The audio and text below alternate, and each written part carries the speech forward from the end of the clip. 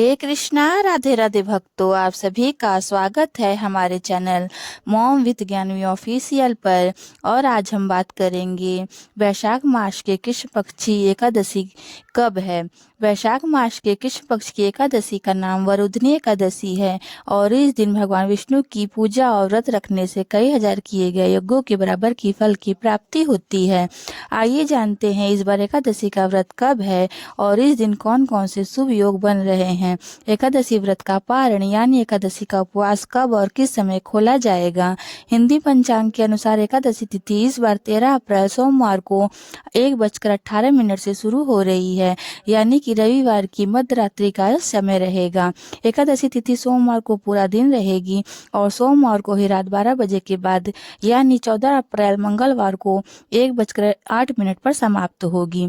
इसीलिए इस बार वरुधनी एकादशी का व्रत 13 अप्रैल दिन सोमवार को रहेगा।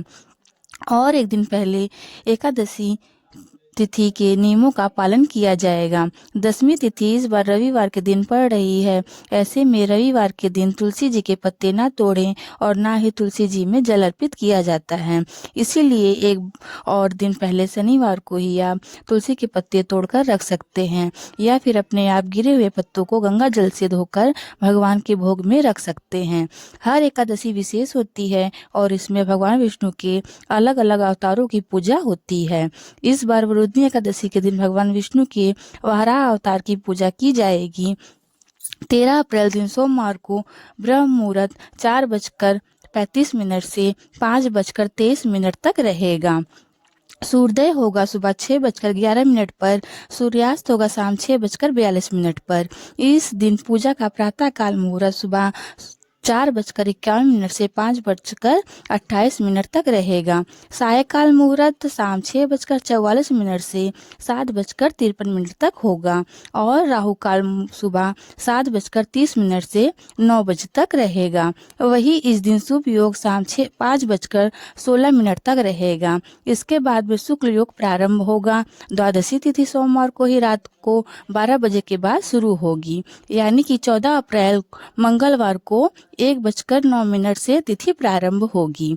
मंगलवार को पूरा दिन दसवीं तिथि प्रारंभ होगी और देर रात 12:12 पर दसवीं तिथि का समापन होगा।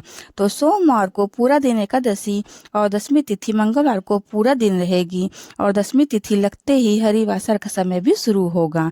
14 अप्रैल मंगलवार को ब्रह्म मुहूर्त सुबह 4:34 से 5:22 तक रहेगा। सूर्योदय होगा सुबह 6:11 पर, सूर्यास्त होगा शाम 6:43 पर। प्रातः काल मुहूर्त सुबह 4:50 से 5:57 तक रहेगा। इस बार 14 अप्रैल को बैसाखी और मेष संक्रांति का पर्व भी मनाया जाएगा और मेष संक्रांति के दिन पुण्य काल और महापौष काल का समय सबसे शुभ माना जाता है। इस समय में स्नान दान और अन्य शुभ कार्य किए जाते हैं। इस दिन खरमास की समाप्ति भी हो रही है और पुण्य काल का समय मंगलवार को सुबह 5:57 से दोपहर 1:55 तक रहेगा। महापुण्य काल का समय सुबह 6:30 से लेकर 11:47 तक रहेगा। राहु काल दोपहर 3 बजे से 4:30 तक रहेगा। मेष संक्रांति के दिन सूर्य नारायण भगवान की पूजा की जाती है। इस दिन पवित्र नदी के जल में डुबकी लगाकर फिर अपनी सामर्थ्य के अनुसार दान दक्षिणा असहाय लोगों को दी जाती है। इस दिन वैसे तो व्रत रखा जाता है जो कि बहुत पुण्य प्रदान करता है।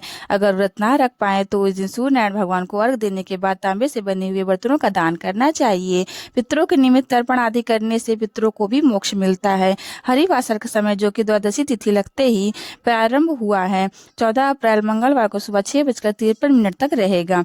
ऐसे में वरुधनी एकादशी व्रत का 14 अप्रैल दिन मंगलवार को सुबह 6:54 से 8:31 के बीच में किया जाएगा।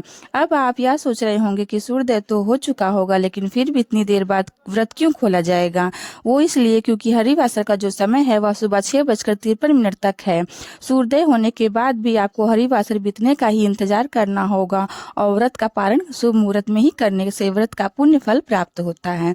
क्योंकि सोमवार के दिन एकादशी है, ऐसे में कुछ भक्त सोमवार का व्रत भी रखते हो तो ध्यान रखिएगा एकादशी के नियमों का अधिक पालन आपको व्रत वाले दिन करना होगा।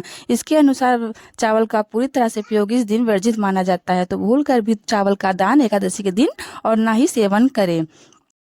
मंगलवार के दिन तुलसी जी की पूजा करके तुलसी जी में जल अर्पित करने के बाद ही व्रत का पारण किया जाता है। अगर किसी कारण से आप सुबह के समय व्रत ना खोल पाए तो दोपहर 1 बजे से 3 बजे के बीच में भी एकादशी का व्रत खोला जा सकता है। तो भक्तों, यह थी आज की यह वीडियो। आपको जानकारी कैसी लगी प्लीज़ कमेंट बॉक्स में ज़रूर बताइएगा।